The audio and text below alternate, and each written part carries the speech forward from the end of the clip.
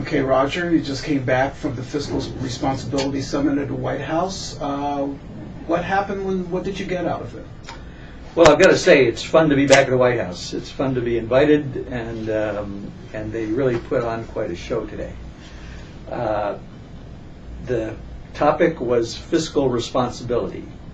Now, every person in that summit has a different definition of fiscal responsibility.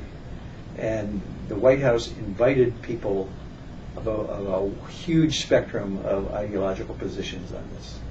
So you had me and Dean Baker and Larry Michelle and Heidi Hartman over on the left, and you had Pete Peterson defining the right. Okay. And lots of conservative members of Congress as well. Okay. So the people in the White House are really very confident about their ability to span the spectrum. Well, was it very difficult there for you and the other progressives in the room to get a word in edgewise? Well, on most of the public sessions, it was people standing with the president talking to the large group of 150 or 200 people. Mm-hmm. So the administration set the tone by talking about what they're doing to stimulate the economy. Mark Zandi was very, very good. Sounded like a good Keynesian. Zandi, who was actually an advisor for John McCain during the presidential campaign. John McCain, who was also at the summit. McCain was there. They did a good job of explaining the stimulus that they are now doing that is essential to getting the economy back in working order and getting jobs and growth that is absolutely essential for any kind of future budget balance. However, they also had a presentation by Bob Greenstein of the Center on Budget and Policy Priorities that was much more downbeat than the White House. And he cited a report that his Center on Budget had just done, which by projecting out into the future, he claimed that we were going to have a budget deficit of more than 300% of the GDP. So he was alarmist, and he also argued that unlike the president, Greenstein argued that solving the healthcare problem is not enough. Obama and his people have been very, very good in explaining that the driving force in the budget is healthcare costs, not Medicare, but the overall healthcare system. Exactly. And Greenstein said that if we were successful at solving the healthcare problem, we would still have a deficit problem. And a lot of people have been very concerned about Greenstein making that statement. Are you as concerned as some other people on the left are about that? I've got to talk to him and see what he meant about that. But it's clear to me that he's taking a very, very conservative position on all this, and he seemed to be saying that we need to cut or deal with Social Security right away. As well as do other things to cut the domestic discretionary spending. Actually, I thought that the administration overall, despite the wide spectrum, was very good in trying to focus the problem mainly on healthcare costs and emphasizing the need to restrain healthcare costs by comprehensive healthcare reform. And they announced today that they're going to do another summit on healthcare next week. Okay. Are you going to be involved in that? Well, we'll see. Okay. I'm certainly involved in the Healthcare for America Now coalition, which had better be represented at the White House.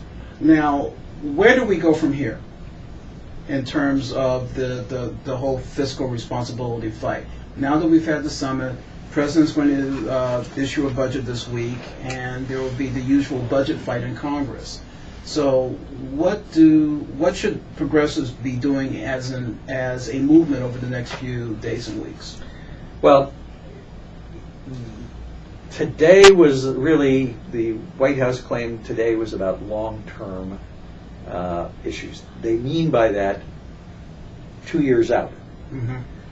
They seem to be very, very hopeful that this economy is going to be revived in 2 years.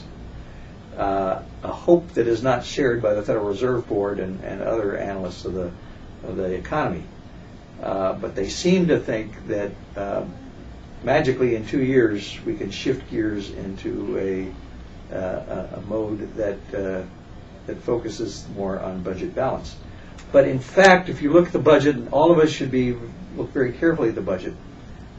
Basically, what they're proposing to do is provide a lot more revenue by rolling back the Bush tax cuts on the upper end, and also coming up with other revenue raisers.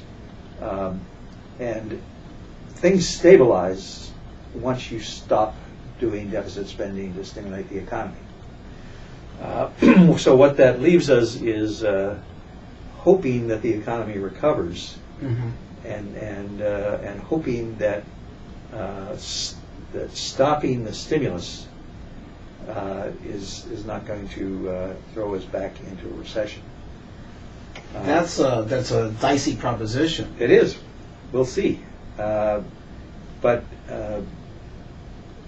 as I say, at some point in the future, we might have a dispute with the White House about how healthy the economy is, and when and if it's possible to go back to normal budgetary rules. Right. In the meantime, do we have to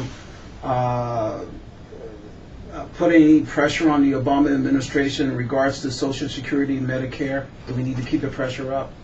Well, clearly the White House is under pressure from the right. Clearly, some of the people at that meeting today, the summit, are going to be pushing Obama to slash entitlements. Pete Peterson was there, and I was assigned to a breakout session on the budget process, which was dominated by Kent Conrad and Judd Gregg. And that, most of the people in that little breakout session were people who thought that the president should create a commission to deal with automatic cuts to entitlements, Social Security and Medicare. They thought it was a commission was necessary because regular democracy is just not going to work. And so you have a group of people who form a commission. They send a report to Congress. And Congress reacts with an up or down vote. They suspend the regular. They suspend regular rules, and no opportunity for the public then to shape what this commission That's does. the idea that they were discussing, and that many people were discussing in this session. So my point is that the White House is going to be pressured from the right to do things like that. Mm-hmm. And we've got a pressure on the other side to say, no, we believe in democracy. This election meant something. It means that we're going to do things a new way. We should applaud President Obama's plan to be transparent in budgeting and be clear and not lie to the American people about the budget. And we should also understand how important it is to get the economy growing again before we declare things are back to normal. And so we need to push back. We need to argue, as many of the people there on our side of the spectrum were arguing, that Social Security is not a problem, that Medicare should be addressed in the context of overall health care reform, not, as Judd Gregg would like to do, slashing benefits until you get to a certain budgetary limit. Right. So yes, we need to say what we believe loudly and clearly about the budget, about the need for public investment long term, and about the fact that that entitlements is not the problem. The healthcare economy the healthcare system is a problem.